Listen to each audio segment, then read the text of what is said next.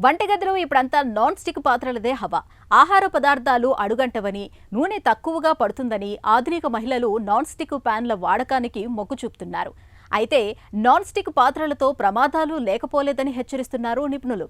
Non stick మీద పోత ఊడిపోతున్నప్పుడు లేదా ప్యాన్పై గీతలు పడినప్పుడు మైక్రో ప్లాస్టిక్లు, హానికారక రసాయనాలు ఆహార పదార్థాల్లోకి చేరే ప్రమాదం ఉంటుందని అనేక అధ్యయనాల్లో తేలింది. నాన్ స్టిక్ ప్యాన్ల వాడకంతో పొంచి ఉన్న ప్రమాదాల గురించి ఇప్పుడు తెలుసుకుందాం.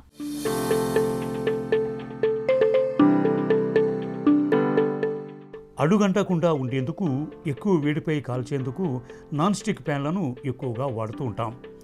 శుభ్రం చేసుకునేందుకు సులువుగా, నూనె ఉపయోగం తక్కువ కారణంగా వీటికి ఆదరణ కూడా ఎక్కువగానే ఉంటుంది.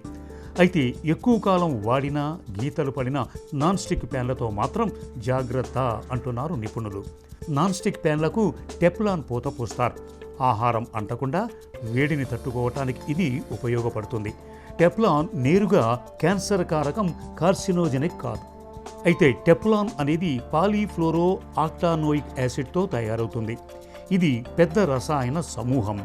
PFOAతో టెఫ్లాన్ ప్యాన్లు తయారవటం వల్ల ఆరోగ్య సమస్యలు వస్తాయని 2005లో US ఎన్విరాన్మెంట్ ప్రొటెక్షన్ ఏజెన్సీ గుర్తించింది. 2015లో ప్రపంచ ఆరోగ్య సంస్థలో భాగమైన international agency for research on cancer దీనిపై పరిశోధించింది. PFOA కార్సినోజెనిక్ కాబట్టి అది లేని టెఫ్లాన్ తయారు చేస్తే బాగుంటుందని నివేదికలిచ్చారు. టెఫ్లాన్కు PFOA వాడిన ప్యాన్లను ఉపయోగిస్తే తద్వారా లివర్, కిడ్నీ, టెస్టిస్ క్యాన్సర్లు, థైరాయిడ్ పనితీరు, పిల్లల్లో ఎదుగుదల వంటి వాటిపై ప్రభావం చూపుతుంది.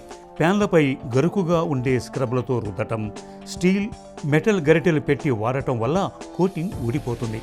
అవి ఆహారంలో కలిసి జీర్ణ సమస్యలకు దారితీసే అవకాశాలు ఉంటాయి.